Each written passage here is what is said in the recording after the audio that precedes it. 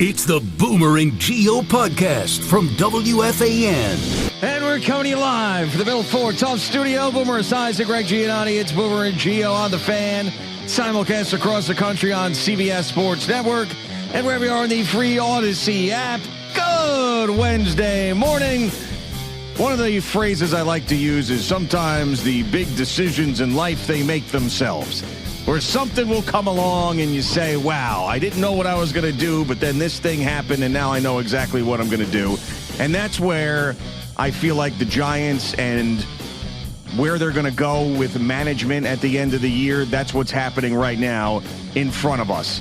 Because you've got all these stupid things that are going on now after Brian Daboll gets fired with guys who have been brought in stupid things with this Skattebo thing we talked about yesterday, Abdul Carter missing meetings. Now all of a sudden they have one of the worst records in football, and then there's all these discussions about what they're doing off the field.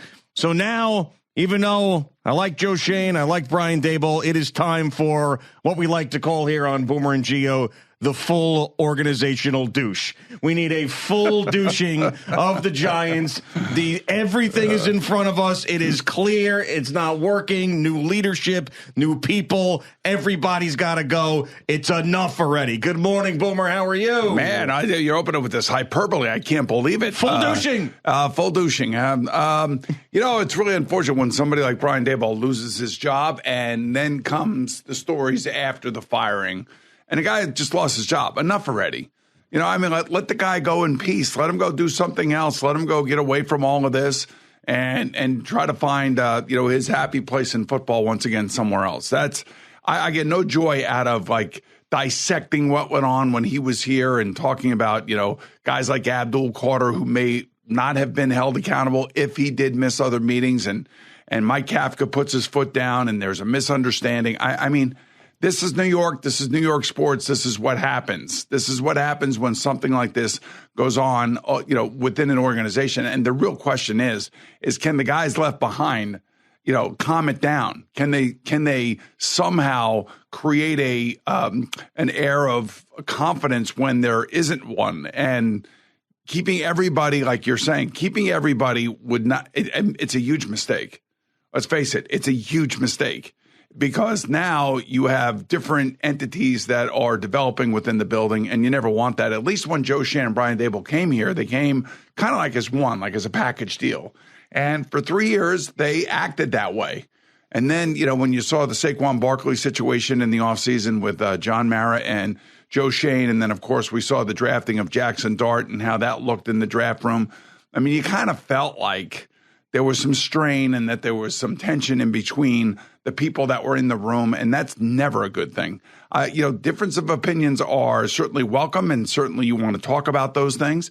But in this case, now with all this crap that's coming out, this is New York. This is why we always say when you come here and you're in a leadership position, whether it be a general manager, head coach, these are the things that you try to stay away from. Because this thing right now looks like it is completely it feels like it's completely off the rails. Well, and sometimes you don't know what things are going to look like after you move on from somebody. Like the Rob Saleh firing, when that went on, it just got so bad for the Jets, and Jeff Ulbrich was in over his head. And I'm not saying that Mike Kafka is, but, if you looked at what the Giants were, prior to the Daboll firing, there wasn't any of this.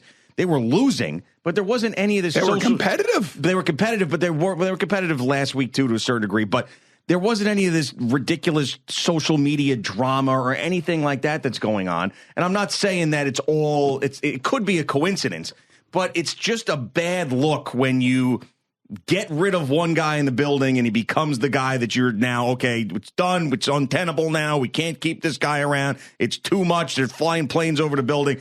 And then all of a sudden you come out and you play a game that looks exactly like every other game you played when Brian Daboll was the coach. And now you got two guys who are rookies that are caught in the middle of some nonsense where they're defending themselves on social media, and the story about the Giants is no longer the Giants. It's all this other drama off the field. So right there, if I am an owner, if I am someone who's got the owner's ear, it's like this is the worst now. Now we are officially at the rock bottom stage where not only are we bad, but now we're also being laughed at because we got our first round pick who said he's sleeping. I'm not sleeping. I was getting red light therapy. He was sleeping. He changed the practices. It's like then he's throwing his coach under the bus and this and that. And then Skattebo was telling people, the fans, to go screw. It's like, stop! He was sleeping. You know where he was sleeping? He was sleeping in the meeting when Mike Kafka told everybody that he was changing things up. Right. And he wasn't paying attention in the meeting.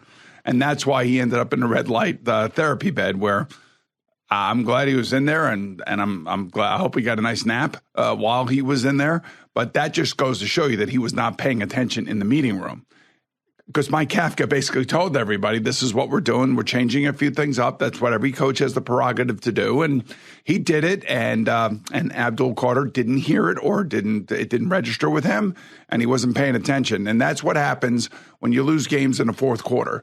Things, you're not paying attention. You're missing something. Now, I will say to Mike Kafka's credit, not only did he sit Abdul Carter for the first 6 plays of this past Sunday's game, but he also made him play every single play after that. Yeah. And he said he played well, and he showed great tenacity, I guess you would say, or effort.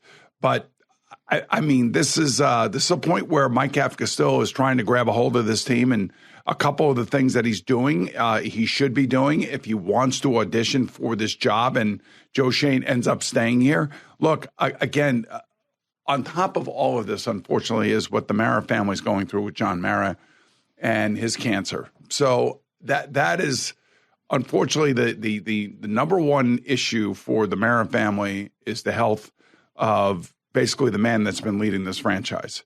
And until answers are there, I mean, all this other stuff is just doesn't really mean that much. I know it does to the fans, and I know it does to you as and me as sports commentators that talk about the team on the field. But I can't even imagine the stress that is going on off the field for the family. I just can't imagine that, and how difficult that must be to go through all of this. And I'm not making an excuse. I'm just trying to talk about the reality of the situation for the franchise. Yeah, and it's a tough thing to talk about because, you want to give them as much privacy as possible, and we're going to discuss the team, and it's been a huge talking point. But, that is the elephant in the room, is what will the ownership look like, the structure of the ownership look like when these decisions are going to be made about Joe Schoen staying or whatever else. So that's one thing we don't know. I mean, is John Mara healthy enough to be able to make these decisions, stuff like that. So we try not to get too deep into it because, we want to give them our privacy and getting through it. That's why we kind of focus more on the day-to-day sports stuff. But, I mean, to me, it's like even with all that going on with the man who is the face of the franchise and John Mara, we still got all this silly crap that's happening with this team. The Skattebo thing with the WWE, that's not Joe Schoen. I mean, Joe Schoen picked him, and it was great that he picked him, but we all kind of knew that, this battering ram of a player was not going to last 17 games playing the way he plays. Now, he got hurt in a different way than we thought maybe he would have gotten hurt, but nonetheless, he didn't make it through the season. And, he's putting himself in a bad situation, I believe. I know it's his time off. He's rehabbing. He doesn't have any responsibilities right now to the Giants. Maybe he's probably around, maybe sitting in some of the meetings, maybe comes to the games, that kind of stuff. But he could do whatever he wants on his own free time. But it's not really an indication of the GM. That's not his responsibility. I'll give you an example. Expect somebody not to put themselves in a situation where you can actually make it worse for yourself. I'll give you an example. When you lose the benefit of the doubt because things are going bad, you start getting blamed for things that aren't necessarily your fault. Brian Daboll got blamed and was fired immediately after Jaxson Dart got the concussion. Was that all Brian Daboll's fault? We sat here and said, no, Jaxson Dart's got to protect himself. But that was something that built up and built up and built up to the point that even Jordan Renan had said prior to that game that Brian Daboll would have been safe for the rest of the year unless Jaxson Dart gets hurt. Yeah. Right? So that's not necessarily his fault. So, like, Joe Schoen it's not his fault that these knuckleheads go to WWE and Cam Skattebo gets involved in this thing with a walking boot, and Abdul Carter, who is in the news for missing meetings and being late and missing walkthroughs, is standing there with a Giants championship belt on when they're sitting there at 2-9, for God's sakes. No, it's not necessarily his fault, but it's all optically bad. Yes, it is. And it's like, you're the man who put this together. We got rid of the other guy. Now we're dealing with more crap. So yeah, it's not necessarily Joe Shane's fault, but all this stuff that's happening has been under both of their watches.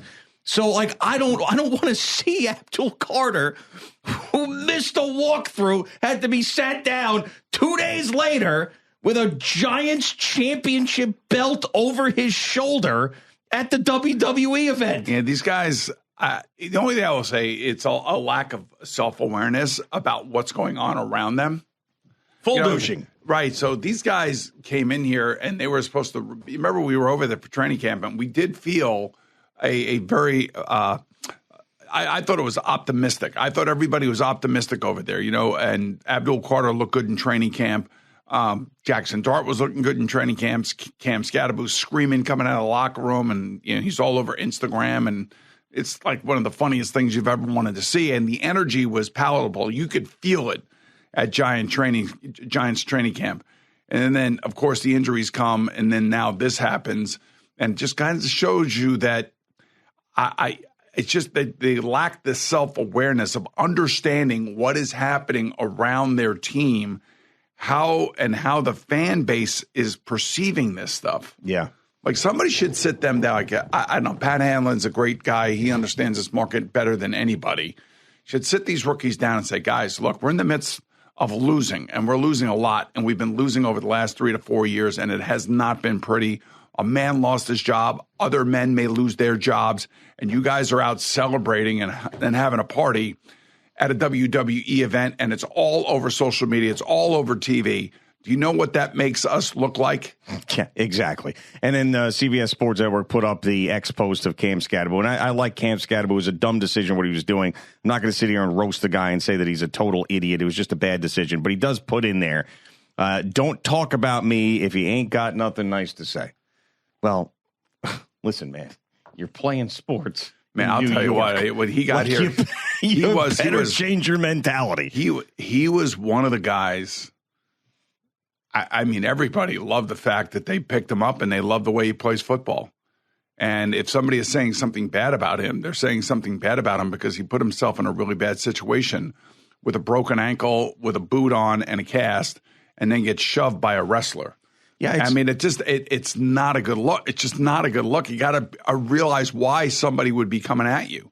I mean, this guy is beloved by Philadelphia Eagle fans, for God's sake. Yeah. Tom DeSandro goes and sees him in the hospital. That's right. And brings him a hoagie. Yeah, whatever, cheesesteak hoagie. Whatever. But I understand that we can sit here and discuss this all day long until those guys, those kids, understand what it looks like and how it makes the Giants look.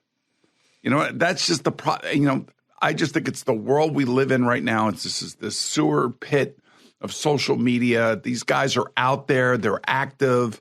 They're on social media. They use it for mostly positive reasons. Most of these guys do. But the people that are attacking them don't use it for those reasons. They use it to get crap off of their chest, or they're a fan of another team just trolling the crap out of them. Yeah, we haven't seen a ton of success in New York sports recently, but there's been some good teams. And, after the Mets went on their run a couple years ago, you would see those guys and, they'd be at a Knick game, they'd be at a Ranger game, and they'd get a standing ovation, whatever it was. The Yankees go to the World Series, same thing. There's Aaron Judge at a game, whatever. And, it's like, hey, look, these are the guys we like. They won games.